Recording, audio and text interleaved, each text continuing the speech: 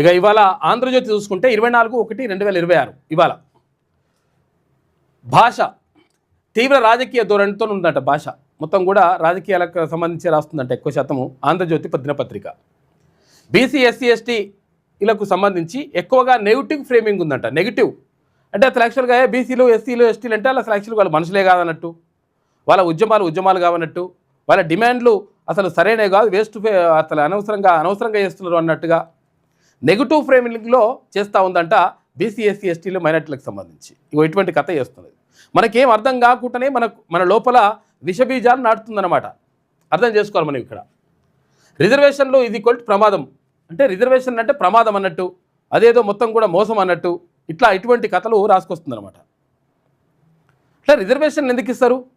ఎవరైతే కింది వర్గాలు ఉన్నాయో కింది వర్గాలకు పైకి రావడానికి, తర్వాత వాళ్ళకు ఒక మంచి అవకాశాలు కల్పించడానికి, అందరూ సమానంగా ఉండడానికి సమాజంలో కొంతవరకు అవకాశాలు కల్పిస్తే వాళ్ళు పైకి వస్తారనే ఉద్దేశంతో రిజర్వేషన్లు ఇస్తారు. కానీ ఇది ప్రమాదం, రిజర్వేషన్ అంటేనే ప్రమాదం అనేటువంటి భావనతోటి రాస్తూ ఉందంటే ఆంధ్రజ్యోతి దినపత్రిక. ఇక ఓసీలకు స్పష్టమైనటువంటి వర్గ పరిరక్షణ, ఓసీ వర్గ పరిరక్షణనే అంటే రెడ్డి వెలమలు తర్వాత ఇటువంటి కమ్మలు ఇటువంటి వాళ్ళకు కమ్మగా రాసుకొస్తుందన్నమాట. ఏంది ఆంధ్రజ్యోతి దినపత్రిక స్పష్టమైన వర్గ పరిరక్షణ కోసం, ఆ పరిరక్షణ కోసం చేస్తుందట.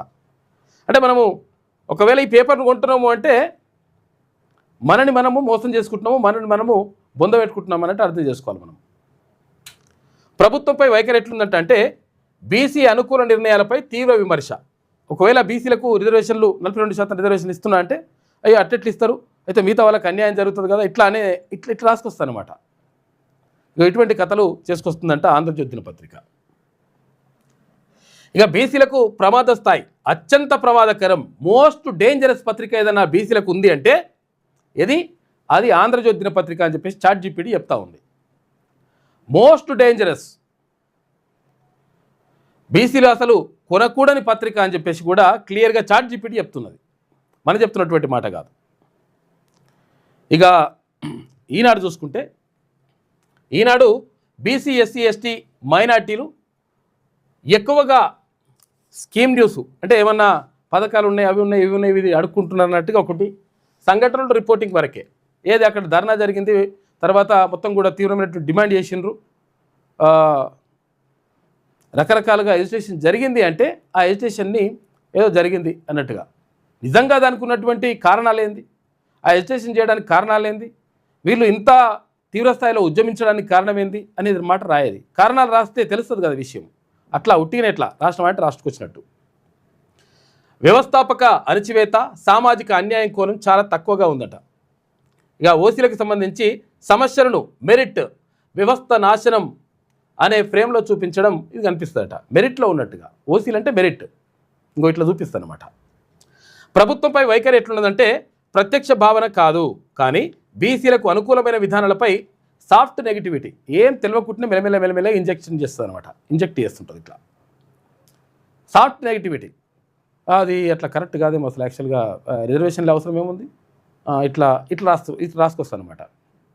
వాళ్ళకి ఏం అవసరం రిజర్వేషన్ ఎందుకు ఇవ్వాలి, అట్లా ఎంత జనాభా ఉంటే అంత జనాభా ఇవ్వాలన్నా అవసరం? అట్లా ఎస్సీ ఎస్టీలకు కానీ బీసీలకు కానీ మైనార్టీలకు కానీ ఇవ్వాలన్నా అవసరం ఉంటుందా? అవసరం లేదు. ఎవరు దమ్మునుంటే తీసుకుంటాడు. ఆస్తులు ఉన్నాయంటే ఆస్తులు ఉంటాయి, మస్తుగా ఉంటాయి, తప్పేముంది. భూములు ఉంటే ఆ భూములు కూడా మస్తుగా ఉంటాయి. ఉన్నోడు లేనోని దగ్గర పని చేయాలి, లేనోడు ఉన్నోని దగ్గర పని చేయాలి. ఇటువంటి కథలు రాసుకొస్తానమాట తెలియకుంటున్నాయి మెల్లగా. ఇక బీసీలకు ప్రమాద స్థాయి అధికంగా ఉందంట, ఐడియాలజికల్ లెవెల్లో ఉందంట. బీసీ ఉద్యమాలకు అనుకూలమైనటువంటి ఆలోచన ధార లేదు. ఇక రేటింగ్ చూసుకుంటే 5కు 2, 5 స్టార్కి 2 స్టార్ ఉంది. ఇందాక ఆంధ్రజ్యోతికి అయితే 5 స్టార్కి 1 స్టారే. ఇది ఈనాడుకి సంబంధించి ఇట్లుంటే బీసీలు కొనుక్కోవడం అవసరం లేదు, అసలే కొనొద్దు అని చెప్పేసేమో ఆంధ్రజ్యోతి గురించి. ఇక్కడ ఈనాడైతేనేమో కొనాల్సిన అవసరం లేదు, ఇది కొంటే కూడా వేస్టే అని చెప్పేసి. తర్వాత మన తెలంగాణ, ఈ మన తెలంగాణ నమస్తే తెలంగాణనేమో. ఈ నమస్తే తెలంగాణ ఏమున్నది, బీసీ ఎస్సీ ఎస్టీలకు సంబంధించి ప్రాంతీయ ఉద్యమాల కోణం, బీసీలకు స్థానం ఉంది. ప్రాంతీయ ఉద్యమాలలో ఒకవేళ బీసీలు పాల్గొంటే ఆ విషయంలో రాసుకొస్తుందంట, కానీ బీసీలకు సంబంధించి ప్రత్యేకంగా రాయదు. ఓసీలకు ప్రాధాన్యం తగ్గినట్టు ఉంటుంది, ప్రాధాన్యం తగ్గినట్టే ఉంటుంది కానీ మళ్ళీ వెలమలకు సంబంధించి మొత్తం కూడా అట్లా దొరలకు సంబంధించి రాస్తుంది. ప్రభుత్వంపై వైఖరి భజన ఎక్కువ ఉంటుందని చెప్పేసి అంటున్నది. భజన ఎక్కువ ఉంటుందంటే అసలు యాక్చువల్గా గత ప్రభుత్వంలో చేసినటువంటి భజన ఎక్కువ ఉంటుంది, ఇప్పుడు ప్రభుత్వం పైన విమర్శ ఉంటుంది. ప్రజా సమస్యల కంటే ప్రభుత్వ ఇమేజ్కు సంబంధించి రాస్తుందంట.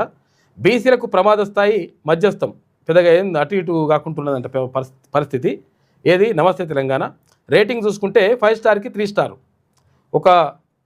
ఒక్క పత్రికగా సరిపోదు. అసలు యాక్చువల్గా ఇది పత్రిక అనే ప్రమాణాలే దీనికి లేవు, దీన్ని కరపత్రం లెక్క అనమాట, పాంప్లెట్ అంటారు కదా దాని లెక్క. దీని పరిస్థితి ఇట్లున్నదంట. సాక్షి దినపత్రిక చూద్దాం. సాక్షి దినపత్రిక చూసుకుంటే బీసీ ఎస్సీ ఎస్టీలకు సంబంధించి సామాజిక కోణం స్పష్టంగా కనిపిస్తుంది, పేదల సమస్యలు సంక్షేమం ప్రాధాన్యం కనిపిస్తుందంట, పర్లేదంటుంది. ఇక ఓసీలకు సంబంధించి న్యూట్రల్, అవసరమైనంత మాత్రమే రాస్తుందంట. ఇక ప్రభుత్వంపై వైఖరి ఎట్లున్నదంటే ప్రభుత్వానికి అనుకూల ధోరణి స్పష్టంగా కనిపిస్తుంది, విమర్శ తక్కువ ఉన్నదంట. మంచిగా చేస్తున్న ప్రభుత్వం సూపర్ డూపర్ అని రాసుకొస్తుందట. విమర్శ అయితే అట్లేం లేదండి, అంత బాగానే ఉంది సూపర్ అని రాసుకొస్తుందట. బీసీలకు ప్రమాద స్థాయి తక్కువ కానీ స్వతంత్రత లోపము, దీని ప్రమాదం లేదు కానీ కొనవలసిన అవసరం కూడా లేదు, దీనివల్ల లాభం లేదని చెప్తున్నది. రేటింగ్ చూసుకుంటే 5 స్టార్కి 3 స్టారు. ఇక బీసీలు చదవచ్చు కానీ విమర్శనాత్మక దృష్టితో చదవాలి, ఏది చదివినా కానీ ఇందులో ఏమున్నది, దీని వెనుక కథ ఏమున్నదని చెప్పేసి చూసుకొని చదవాల్సి వస్తుందట. అది సాక్షి దినపత్రిక.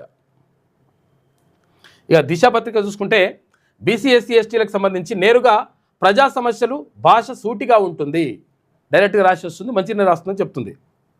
ఇక ఓసీలకు సంబంధించి ప్రత్యేక ప్రాధాన్యం లేదు, పెద్దగా ప్రత్యేకంగా అట్లా రాస్తలేదంట, అవసరమైనప్పుడు మాత్రం రాసుకొస్తుంది. ప్రభుత్వంపై వైఖరి ప్రభుత్వ అనుకూలత ఉంది కానీ గ్రౌండ్ రిపోర్టింగ్ మెరుగ్గా ఉంటుంది అని చెప్పేసి చెప్తా ఉంది. ప్రభుత్వ అనుకూలంగా ఉంటుందట. ఏది దిశా దినపత్రిక. ఈ రేటింగ్ చూసుకుంటే 5 స్టార్స్కి 4 స్టార్స్ ఇచ్చింది. బీసీలు కొనుక్కోవచ్చు అని చెప్పేసి కొనుక్కోదగిన పత్రిక అని చెప్పేసి ఇక్కడ చాట్‌జీపీటీ చెప్తా ఉంది దిశ పత్రిక గురించి.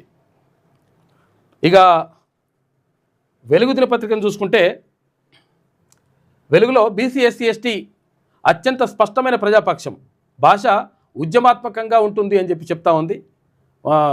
అంటే మంచి బాగానే ఉంటుంది, బీసీ ఎస్సీ ఎస్టీలు కొనాల్సినటువంటి పత్రిక అని చెప్పేసి చెప్తుంది.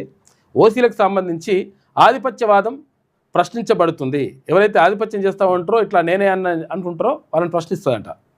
ప్రభుత్వంపై వైఖరి ప్రశ్నించే ధోరణి, భజన తక్కువ ఉందంట. బీసీలకు ప్రమాద స్థాయి లేదు, బీసీలకు ప్రమాదం ఏం కాదు, ఇది మంచి పత్రిక, బీసీలకు కొనదగిన పత్రిక ఏదైనా ఉందంటే అది వెలుగు దినపత్రిక. ఇయ్యాల ఫస్ట్ 5 స్టార్కి 5 స్టార్ వచ్చినాయి, ఫస్ట్ ప్లేస్లో ఉంది వెలుగు దినపత్రిక. బీసీలకు అత్యంత అనుకూలమైనటువంటి పత్రికగా వెలుగు దినపత్రిక నిలుస్తుంది అని చెప్పేసి కనిపిస్తూ ఉంది. ఇది విజయక్రాంతి అన్నట్టుగా, విజయక్రాంతి. ఓకే. ఇక బీసీ ఎస్సీ ఎస్టీలకు సంబంధించి సామాజిక న్యాయం ప్రధాన థీమ్ ఉంటుందంట. బీసీ ఉద్యమాలపై స్పష్టమైన వాయిస్ ఉన్నది క్లియర్గా. ఇక ఓసీలకు సంబంధించి ఆధిపత్య రాజకీయాలపై విమర్శ ఉంటుంది. ప్రజల పక్షాన ప్రభుత్వ భజన అంటే ప్రజల పక్షాన్నే ఎక్కువ రాస్తుంది, అత్యధికంగా ఉందంట. ప్రభుత్వ భజన పెద్దగా వేస్తలేదని చెప్పేసి రాస్తుంది, కాదని. బీసీలకు ప్రమాదమా అంటే కాదు, బీసీలు కొనుక్కోవచ్చా అంటే అత్యుత్తమ ఎంపిక అని చెప్పేసి ఈ 4.5 అంటే 5 స్టార్స్కి 4.5 స్టార్లు అంటే 5 చుక్కలకు సంబంధించి 4.5 చుక్కలు ఇచ్చింది, రేటింగ్ ఇచ్చింది. ఏది విజయక్రాంతి దినపత్రికకు సంబంధించి. ఇవాళ ఫస్ట్ ప్లేస్లో ఏది వెలుగు దినపత్రిక ఉంటే 5 స్టార్కి 5 స్టార్ ఉంటే విజయక్రాంతి 4.5 స్టార్లు ఉంది. కాబట్టి విజయక్రాంతి దినపత్రిక 2వ స్థానంలో నిలిచింది ఇవాళకి సంబంధించి. ఇది 2 కాబట్టి ఇది పత్రికలకు సంబంధించినటువంటి కథ ఇట్లున్నది. అంటే ఏ పత్రిక ఎవరి ప్రయోజనాల కోసం రాస్తుంది, ఏం కథ, ఇవన్నీ కూడా మనము జాగ్రత్తగా పరిశీలిస్తేనే అర్థమవుతుంది. అంటే మనం ఏమనుకుంటాం అంటే పత్రికలు వచ్చినవన్నీ కూడా కరెక్టే అనేటువంటి భావనలో ఉంటుండే గతంలో. ఎందుకంటే పేపర్ల మీదనే లేకపోతే ఈ టీవీ ఛానళ్ళ మీదనే ఆధారపడుతుండే, ఎక్కువ ఆధారపడుతుంటే ఏమైంది, వాడు ఏది రాస్తే అదే వార్త, ఏది రాస్తే అదే కరెక్ట్ అనుకునేటువంటి పరిస్థితి ఉంటుండే. ఇది సోషల్ మీడియా వచ్చిన తర్వాత ఎవరు ఏం రాస్తున్నారు, ఏం కథ, అసలు యాక్చువల్గా దాన్ని వార్తల వెనుక ఉన్నటువంటి మర్మం ఏంది, నిజంగా ఆ వార్త రాయడానికి కారణం ఏంది, అసలు ఎవరి ప్రయోజనాల కోసం రాస్తున్నటువంటి విషయము స్పష్టంగా ఇట్లా చాట్‌జీపీటీ కూడా క్లియర్గా చెప్పేస్తుంది. కాబట్టి మనం ఇక క్లియర్గా ఏ పత్రిక కొనాలి, ఏ పత్రిక కొనొద్దో మనమే నిర్ణయించుకోవాల్సినటువంటి దాన్ని క్లియర్గా చెప్తా ఉంది చాట్ జీపీటీ.